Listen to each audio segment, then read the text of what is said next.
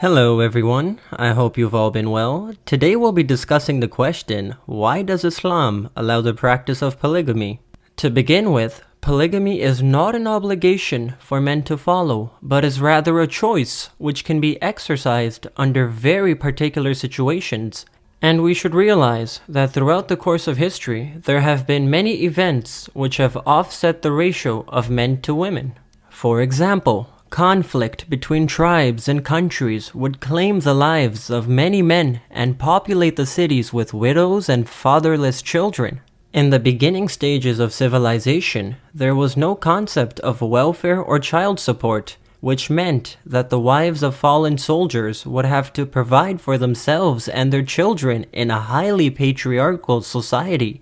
Now, in order to secure these war-torn families from a financial and social perspective, Islam allowed polygamy to fill the void of a husband and father figure. Now, when speaking about polygamy, we should also consider which point in human history are we referring to, because the culture can vary. For example, in the 7th century, many women would agree to marriages knowing that their husband would take on multiple wives in the near future. Whereas in the 21st century, many women mature with the expectation of being their husband's only wife and view polygamy as a foreign practice. To clarify, men do not require permission from their wives to marry again, but Islam has made it very clear that the wife's state of mind should be considered when seeking another marriage. The emotional well-being of the wife is emphasized to such a degree that if the husband breaks her heart by marrying again, he would earn a significant sin. Now, to even further caution men from the inherent dangers of practicing polygamy, the Quran has mentioned that if a man seeks to marry multiple women, then he must deal in fairness with all of his wives in terms of financial care, emotional support, and other duties that are provided by a husband. If the husband cannot fulfill his Islamic duties toward all of his wives, then he will be entitled to punishment and sin rather than reward.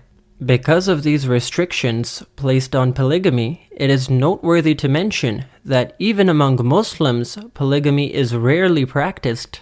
In other cases, polygamy speaks reason if the wife cannot conceive children or is suffering from extreme physical disability. Vice versa, if the husband cannot fulfill his reproductive requirements or has become physically immobile, the wife can also seek divorce and remarry.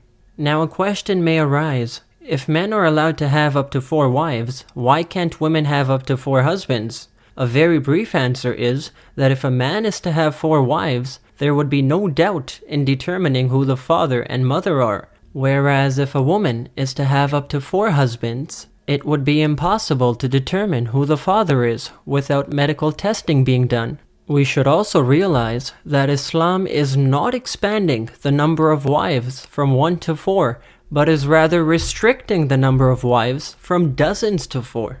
During the old Arab traditions, men used to marry countless number of women for their sexual satisfaction, but after the advent of Islam, the Holy Prophet restricted the number of wives to 4 to better promote equal treatment.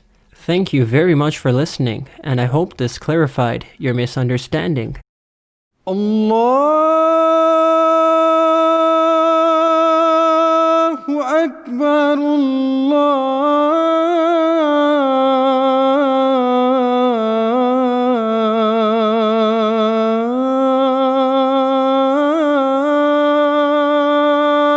Akbar,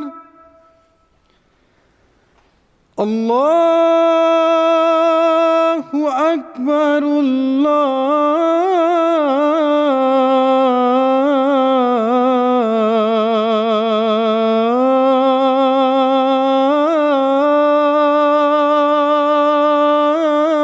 Allahu Akbar.